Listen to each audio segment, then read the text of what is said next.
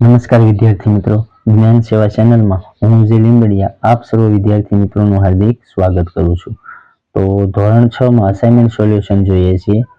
એમાં પ્રશ્ન નંબર 4 નો અ પહોંચ્યા છીએ કે નીચેના દાખલા ગણી જવાબ આપો ગમે તે બે અને દરેકના 3 ગુણ।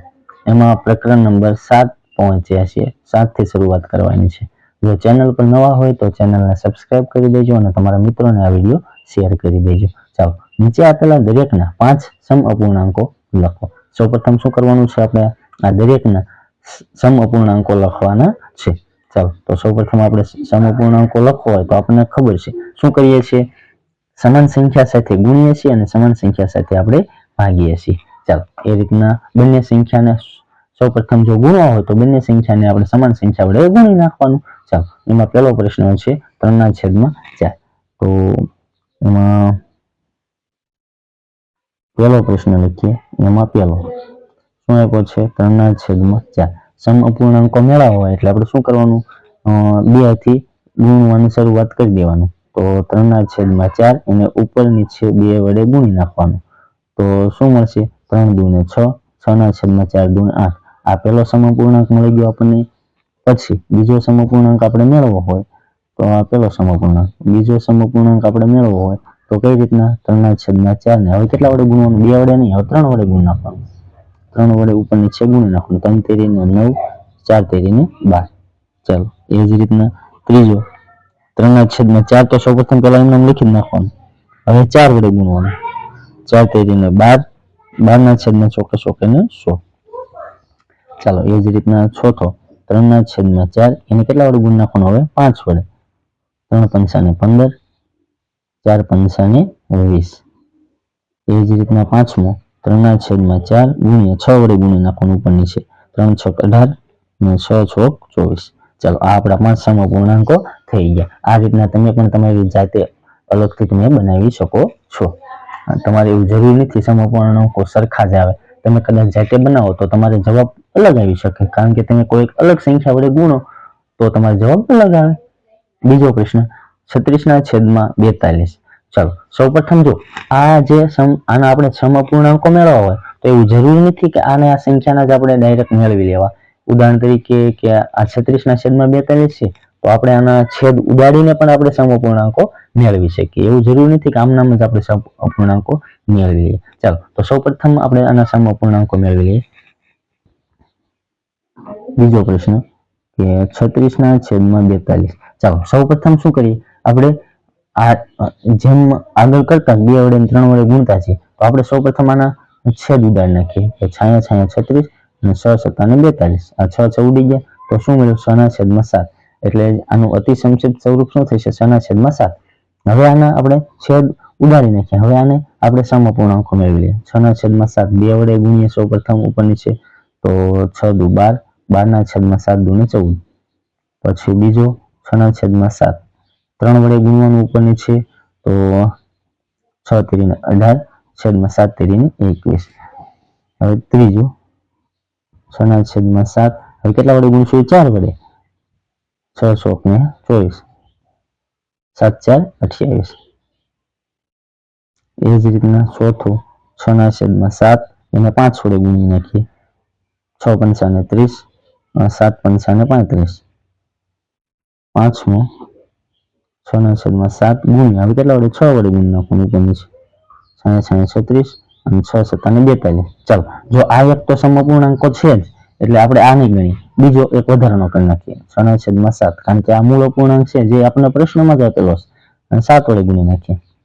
6 × 7 = 42 અને 7 × 7 = 49। ચાલો રેડી। આ રીતના તમને અલગ અલગ રીતે તમે તમારી જાતે આવા સમઅપૂર્ણાંકો બનાવી શકો છો। ત્રીજો પ્રશ્ન 60/90। શું આવ્યું, 60/90। આ જે સંખ્યા આપેલી છે એને એ રીતના પણ તમે અલગથી પણ બનાવી શકો। જો 60 છે તો એને ઉપર નીચે 2 વડે ગુણી નાખવાનું। 60/90 છે 2 વડે, પછી 3 વડે। ચાલો એ રીતના કરીએ। એક આ રીતના કરી નાખીએ। આ દાખલો આપણે છેદ ઉડાડીને કર્યો, હવે આ દાખલો એમ નામ કરીએ। તો ત્રીજો દાખલો 60/90 આપેલા છે તો ચાલો એનો સમઅપૂર્ણાંકો મેળવવા હોય તો આપણે ખબર છે કે 60/90 છે તો ઉપર નીચે 2 વડે ગુણી નાખવાનું ઉપર ને છેદમાં બંને જગ્યાએ. ચાલો બંને જગ્યાએ ગુણી નાખશું તો 6 દુ ને 12 એટલે 60 દુ ને 12, 6 દુ 12 થશે અને પાછળ 0 મૂકી દેવાનું. એ જ રીતના 9 દુ 18 અને પાછળ 0. ચાલો એ જ રીતના બીજો 60 ના છેદમાં 90. હવે કેટલા વડે ગુણ નાખવાનું? 3 વડે. 6 તેરી 18 પાછળ 0 મૂકી દેવાનું. 9 તેરી 27 પાછળ 0. ચાલો ત્રીજો 60 ના છેદમાં 90 કેટલા વડે ગુણશું? 4 વડે. તો ઉપરની છે 4 6 ચોક ને 24 અને પાછળ 0. 9 4 36 અને પાછળ 0. ચાલો ચોથો 60 ના છેદમાં 90 કેટલા વડે ગુણવાનું? 5 વડે. 6 પંચા 30 અને પાછળ 0. 5 નવા 45 પાછળ 0. ચાલો પાંચમો અપૂર્ણાંક 60 ના છેદમાં 90 કેટલા વડે ગુણશું? 6 વડે. ઉપરની છે 6 વડે ગુણી નાખવાનું. તો 6 ને 36 એટલે 360 ના છેદમાં 6 નવા 54 અને પાછળ 0. આ રીતના તમે સમઅપૂર્ણાંકો મેળવી શકો છો.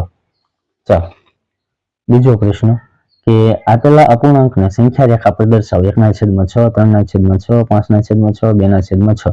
ચાલો હવે આપણે સંખ્યા રેખા ઉપર દર્શાવો તો છેદમાં જેટલા હોય ને એટલા સમાન સરખા ભાગ કરી દેવાના સંખ્યા રેખા ઉપર. તો આપણે સૌપ્રથમ ખબર છે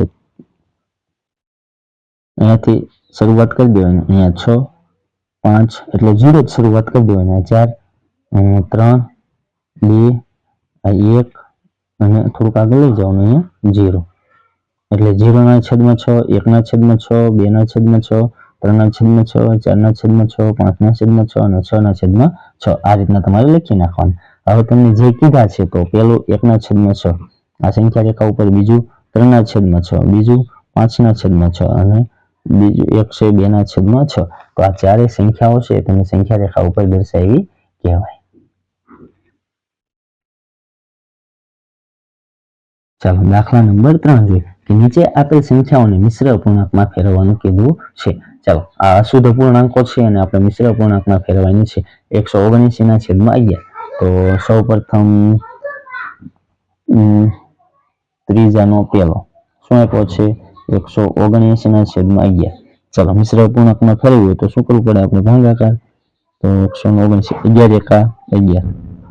સોરી અહીંયા એક જ લખવાનું. 11 એકા 11. 6 અહીંયા 9 11 6 66 થશે. તો કે હા અહીંયા 3 વધશે. ચાલો તો આને મિશ્ર અપૂર્ણાંકમાં કઈ રીતના ફેરવી શકાય? તો કે બરાબર 6 પૂર્ણાંક 3/11. 3/11 આ આપણો જવાબ થઈ ગયો. ચાલો એ જ રીતના બીજી સંખ્યા છે 14/3. બીજી સંખ્યા છે 14/3. તો આને કઈ રીતના ફેરવાય? તો ભાગાકાર કરી નાખવાનો આ રીતના. 3 3 4 12 થશે. 2 વધશે. તો આનો જવાબ શું આવશે? 4 પૂર્ણાંક 2/3. 4 પૂર્ણાંક 2/3. ચાલો એ જ રીતના ત્રીજો દાખલો 70/9. શું આપેલું છે? ત્રીજો દાખલો 70/9. તમે ભાગાકાર કરી નાખવાનો. ડાયરેક્ટ આવડે તો ડાયરેક્ટ પણ તમે કરી શકો છો. 9 સત્તા 90 81 વધી જશે. 9 સત્તા 63, 9 અઠ્ઠા 72. તો 9 અઠ્ઠા 72 વધી જશે. 9 સત્તા 63.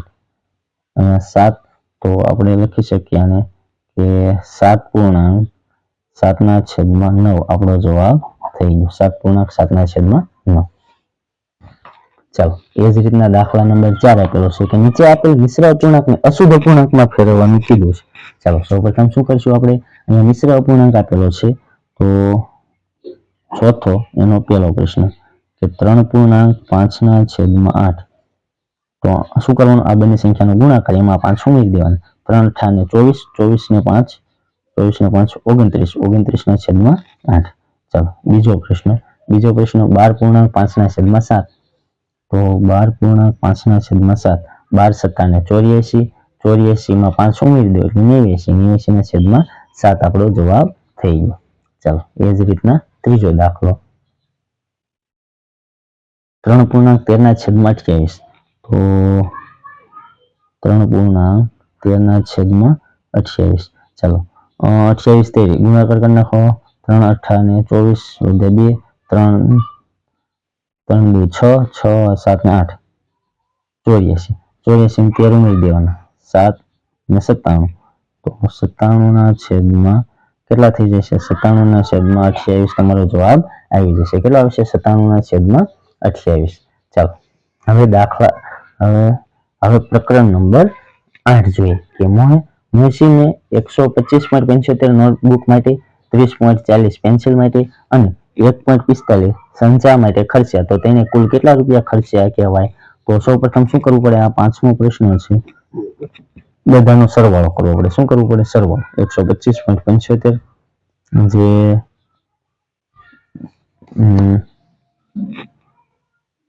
નોટબુક માટે, પછી 30.40 પેન્સિલ માટે, 30.40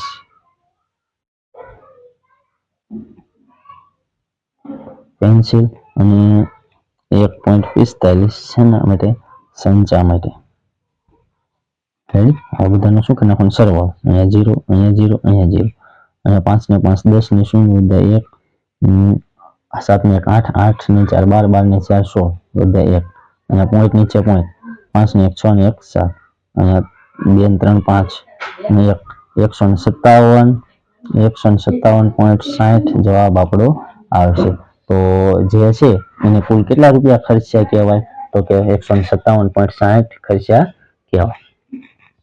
ચાલો 6થો પ્રશ્ન કે વિદ્યાબેન પાસે 25 મીટર 55 સેમી કાપડ હતું. તેમણે ઓશિકા બનાવવા માટે 5 મીટર 25 સેમી કાપડ તેમાંથી કાપ્યું તો તેમની પાસે કુલ કેટલું કાપડ બાકી રહ્યું? તો સૌપ્રથમ આ 25 6થો પ્રશ્ન, તો આ 25 કાપડ હતું. કાપડ કેટલું હતું એની પાસે? એટલે કુલ કાપડ કેટલું હતું? 25 મીટર ને 55 સેમી. ચાલો તો આને 25.55 મીટર આપણે લખી શકીએ. તો કે હા, આ રીતના આપણે લખી શકીએ. તો એ જ રીતના હવે તેને ઓશિકા માટે કેટલું લીધું? તો કે 5 મીટર એટલે કે 5.25 મીટર એને ઓશિકા માટે લીધું. તો હવે શું કરી નાખવાનું? તો તેમાંથી કાપડ તેમાંથી કાપ્યું તો તેની પાસે કુલ કેટલું કાપડ બાકી રહ્યું? તો બાકી કાપડ મેળવવું હોય તો શું કરવું પડે? તો 25.55 માંથી 5.25 બાદ કરી દેવાય. શું કરી દેવાય? 25.55 એટલે અહીંયા કરી નાખવાનું 25.55 ઓછા 5.25 0 3.0 અને 20.30 એટલે આપણે કહી શકીએ આ 20.30 ને કઈ રીતના લખી શકીએ? તો કે 20 મીટર 30 સેમી એટલું કાપડ એની પાસે બાકી રહ્યું હશે. ચાલો પ્રકરણ નંબર 9 જોઈએ કે નીચે 5 ગામમાં રહેલા ટ્રેક્ટરની સંખ્યા દર્શાવતો ચિત્ર આલેખ આપેલ છે. અહીંયા ગામ આપ્યા છે A B C D અને E સુધી, અને ટ્રેક્ટરની સંખ્યા છે અને એક ચિત્ર હોય તો એક ટ્રેક્ટર. તો અહીંયા કેટલા છે? 1 2 3 4 5 ને 6. તો અહીંયા 6 1 2 3 4 ને 5 ને 5 1 2 3 4 5 6 7 ને 8 1 2 3 1 2 3 4 5 6. ચાલો ચિત્ર આલેખનું અવલોકન કરી નીચેના પ્રશ્નોના જવાબ આપણે આપવાના છે. કયા ગામમાં સૌથી ઓછી સંખ્યામાં ટ્રેક્ટર છે? તો ઓછી ગામમાં તો કે ડી પાસે. ગામ ડી છું ને એનો ઓછી સંખ્યા 3 જ છે. કયા ગામમાં સૌથી વધારે સંખ્યામાં ટ્રેક્ટર છે? તો 8. કયા ગામ? સી માં. હવે ગામ બી ની સરખામણીમાં ગામ સી માં કેટલા વધારે ટ્રેક્ટર છે? તો ગામ બી માં કેટલા છે? 5 છે. તો બી ની સરખામણીમાં સી માં કેટલા વધારે ટ્રેક્ટર છે? તો 5 છે. તો 5 લો 8 માંથી 5 જાય તો 3, એટલે 3 વધારે છે એમ કહી શકીએ. 8મો પ્રશ્ન, સહશિક્ષણ આપતી એક મિડલ સ્કૂલની દરેક ધોરણમાં છોકરીઓની સંખ્યા આપેલ ચિત્ર આલેખમાં ચિત્રિત કરેલ છે. ધોરણ આપેલા છે એક પેલું ધોરણ, બીજું, ત્રીજું, ચોથું, 5મું, 6ઠું, 7મું ને 8મું સુધી. ચાલો હવે એક ચિહ્ન હોય આવું છોકરીનું, અહીંયા વિદ્યાર્થીની સંખ્યા છે ત્યારે 4 સમજવાની છે. આ એક ચિહ્ન હોય ને આકૃતિનું વિદ્યાર્થીનું ત્યારે 4 છોકરી. તો 1 2 3 4 5 ને 6, તો 6 ચોક 24. આ 24 છોકરીઓ છે પેલા ધોરણમાં. 1 2 3 4 આ 4 એટલે 6 ચોક 24 ને અડધું છે એટલે અડધું હોય તો કેટલા હોય? 2 એટલે 4 8 12 16 ને 2 કેટલા થશે? 16 ને 2 18. 1 2 3 4 ને 5 5 4 ને 20.